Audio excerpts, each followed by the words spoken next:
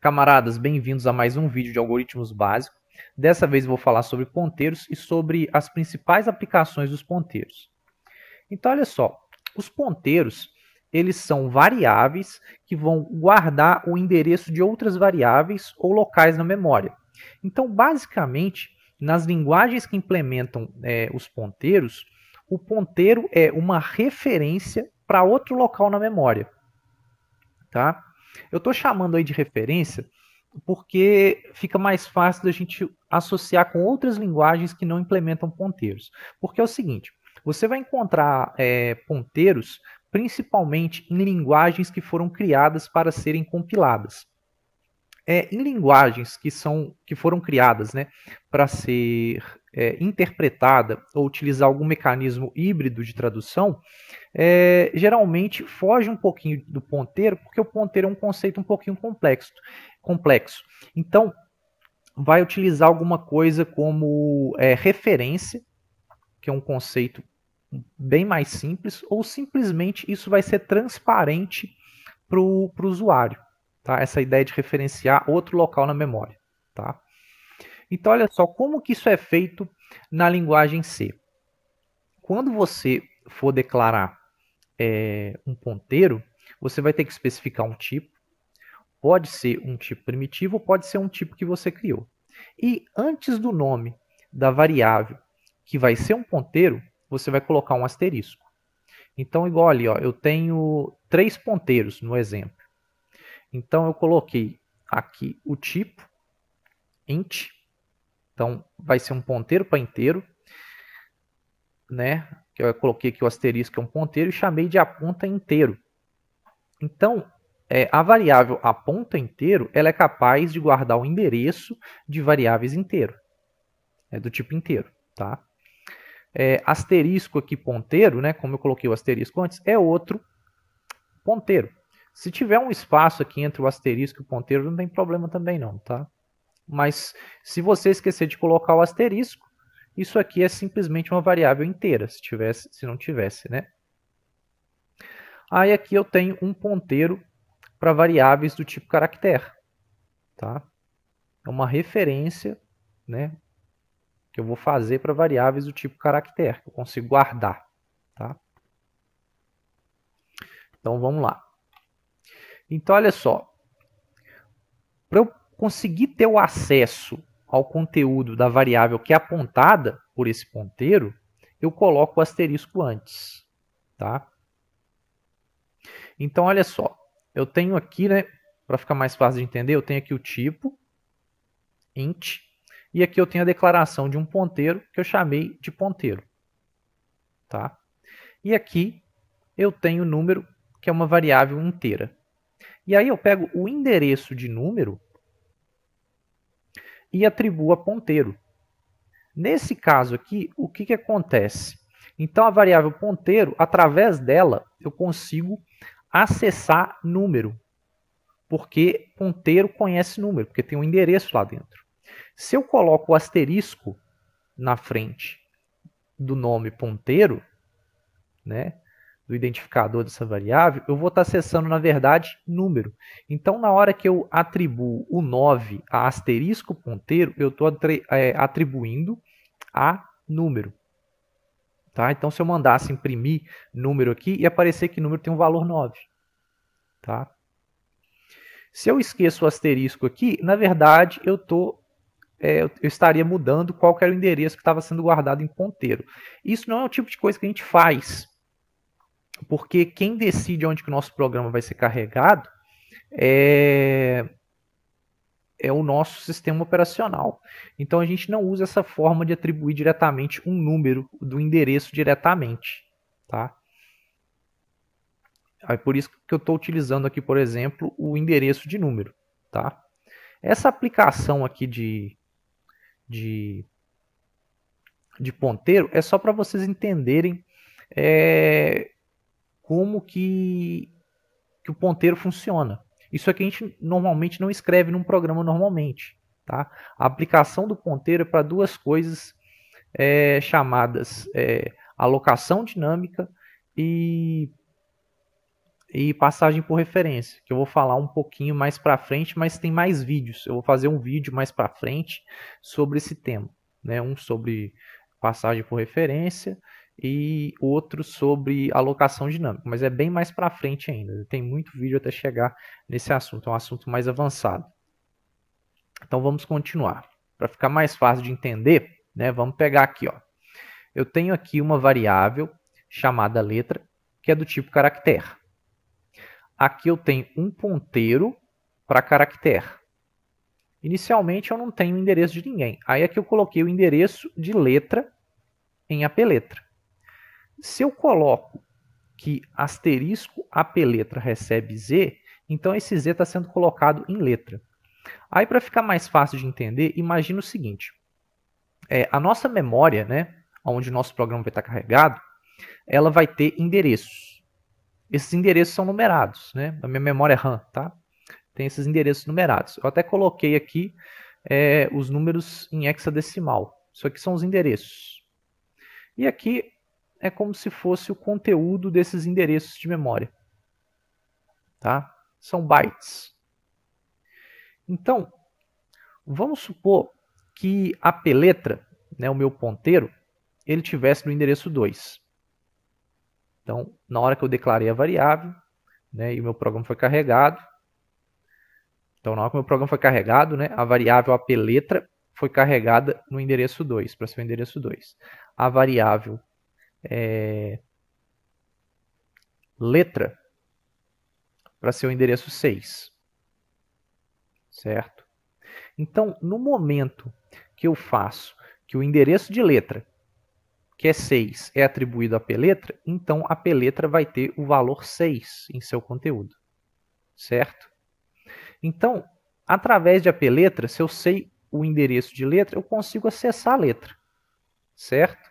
Então, se eu coloco o asterisco na frente de apletra, eu estou acessando, na verdade, o conteúdo do endereço 6. O conteúdo do endereço 6 é aqui, ó. Então, na hora que eu coloco o Z, asterisco apletra, no endereço 6, né, vamos dizer assim, então eu vou ter aqui dentro de letra o Z. Tá? Agora vamos ver isso em alguns programas, para ficar mais fácil de entender.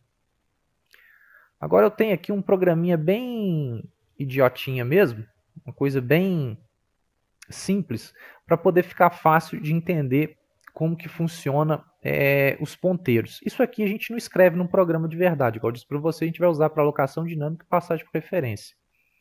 Tá? Então, vamos lá.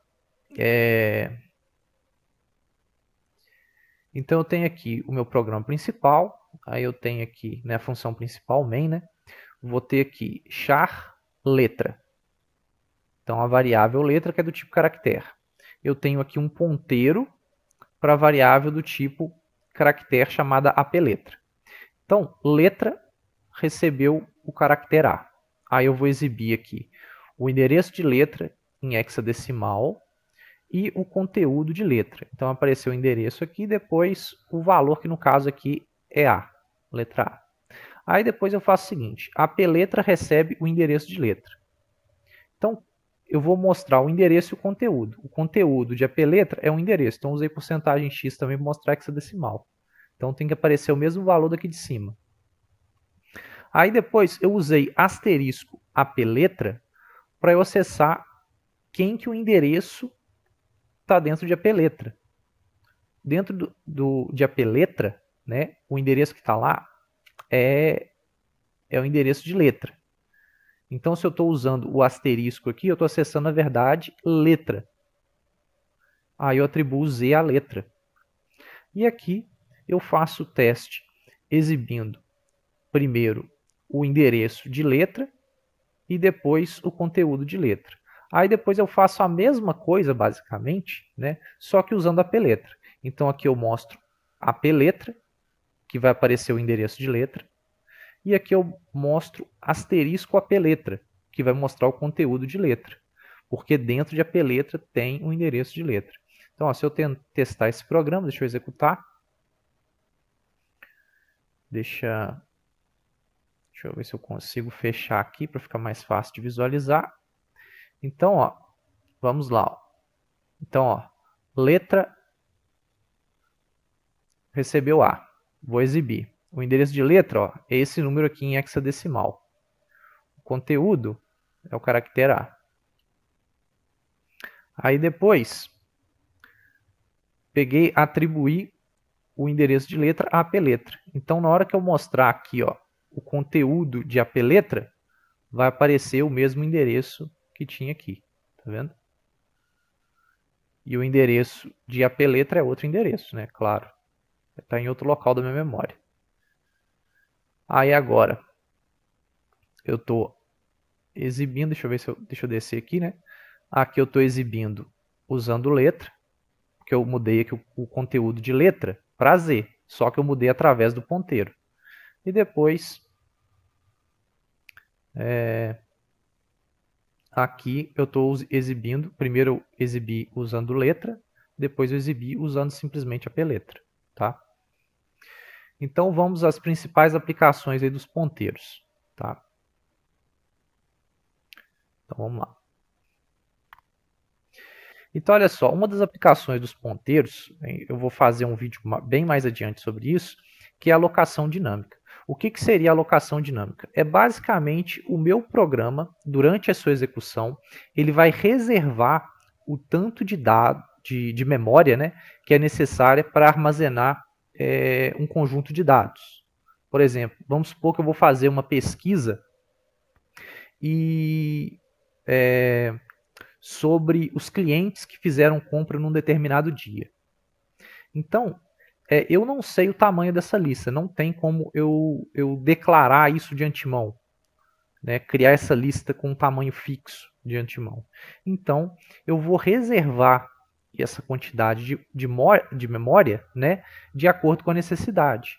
E também eu vou querer liberar isso, né, depois que eu não precisar mais, para eu poder reutilizar essa memória, né, esse espaço que estava ocupado por essa lista, por exemplo. Tá? Então aqui eu fiz um uso bem simplesinho. Tá? Então tem aqui o meu programa, eu tenho uma variável do tipo float, que eu chamei de dist. Aqui eu tenho um ponteiro, que é chamado corte.